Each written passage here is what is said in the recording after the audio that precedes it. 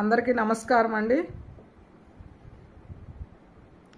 ముఖ్యంగా ఈ video TDP కార్యకర్తలకి, టీడీపీ నాయకులకి అందరూ తెలుసుకోవాలని చెప్తున్నాను.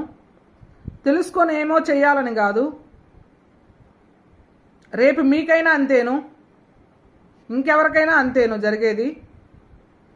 కొండేపి నియోజకవర్గంలో సాంఘిక శాఖ మంత్రి బాల వీరాంజనేయ స్వామి గారు, నేను ఇలా పేర్లెత్తి చెప్తున్నాను అనేది కాదు, ఇక్కడ వాస్తవం.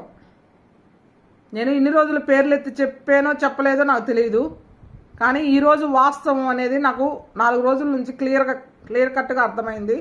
ఎందుకంటే నా భూమిలోకి ఇల్లీగల్గా సప్లైలు ప్రతి డిపార్ట్మెంట్కి మినిస్టర్ గారు చెప్పి చేయిస్తున్నారనేది క్లారిటీ ఉంది. ఈరోజు వచ్చింది క్లారిటీ.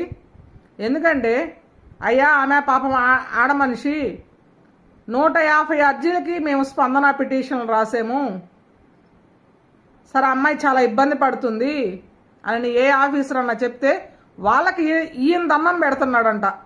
ఎందుకు? ఈ కబ్జా కోర్లకు చేయమని, ఈ దగాకోర్లకు చేయమని, ఈ దుర్మార్గులకు చేయమని, ఈ లంచగుండ్లు అంటే నాకు అర్థం కావట్లేదు. ఇక్కడ ఓట్ల కోసం మేము ఓట్లు వేయమని మిమ్మల్ని వాళ్ళు బెదిరిస్తున్నారా, వాళ్ళని మీరు బెదిరిస్తున్నారా? అంటే ఒక 20 ఓట్లు రాకపోతే గవర్నమెంట్ పడిపోతుందా? లేకపోతే 20 ఓట్లు ఇది లేకపోతే అంటే మీ పదవి కూడా ఏమన్నా ఊడిపోతుందా?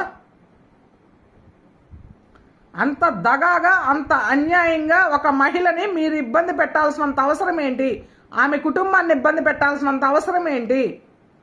రేపు నన్ను చంపేస్తారు అంటే మీ వెనకాల మీరున్నట్టేగా. సాంఘిక శాఖ మంత్రి నన్ను చంపేస్తే ఉన్నట్టేగా.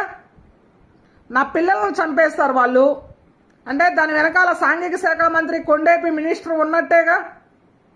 నా భర్తను చంపేస్తారు, సాంఘిక శాఖ మంత్రి కొండేపి మినిస్టర్ ఉన్నట్టేగా. అంటే ఇవాళ గత 4 సంవత్సరాల నుంచి నేను ఇబ్బంది పడుతుంటే వైసీపీలో ఉన్నప్పుడు వాళ్ళు వైసీపీ నాయకుల చుట్టూతో చేయించారు.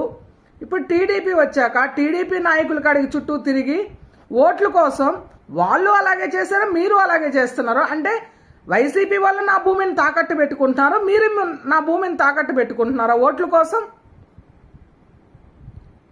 ఇప్పుడు మీరు ఒక సంతకం పెడితే 4 కోట్ల 5 కోట్ల